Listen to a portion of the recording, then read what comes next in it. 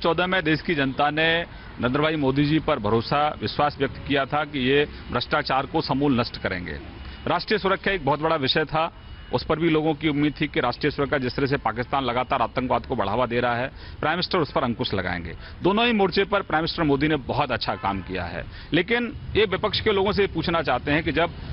उरी का हमला हुआ और उससे पहले जब पठानकोट हुआ, तो ये वही विपक्ष के लोग हैं जो लगातार प्रधानमंत्री का सीना जो है नापने के लिए इंची टेप रखते थे कि 56 इंच का सीना कहाँ है बताइए। और जब हमने अपनी स्ट्रेटजी बदली, हमारी फौज ने कहा कि अब आतंकवाद अगर हमारे सीमा के इस पार आता है और वो हमारे अगर देश को तबाह करना चाहता है, अलग अलग शहरों में तबाही मचाना चाहता है, हमारी फौज को पुख्ता जानकारी मिली और सीमा के उस पार जाकर हमारी फौज ने आतंकवादियों के जो लॉन्च पैड थे उनको तबाह किया, आतंकवादियों को तबाह किया। उस समय भी ये विपक्ष के लोग, जहां पूरा देश सराहना कर रहा था प्राइम मिनिस्टर मोदी की, वहीं ये विपक्ष के लोग सरकार के फैसले पर, फौज के फैसले पर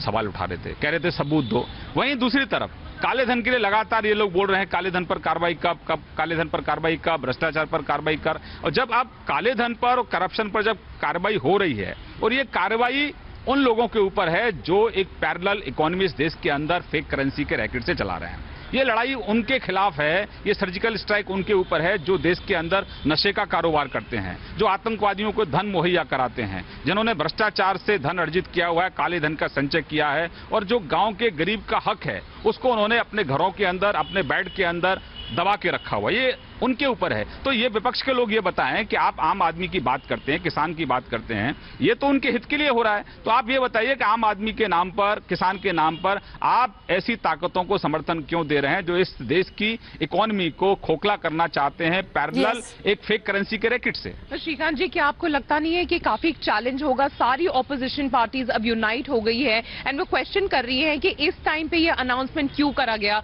आम आदमी को बहुत इनकन्वीनियंस हो रहा है, बैंक्स में लंबी लंबी लाइंस लगी हुई है, एटीएम्स में कैश अभी तक डिपॉजिट नहीं हुआ है। पहले प्राइम मिनिस्टर ने कहा था कि 1-2 दिन की बात है, अब वो बोल रहे हैं 50 दिन में ये सारा सिचुएशन रिजॉल्व हो जाएगा।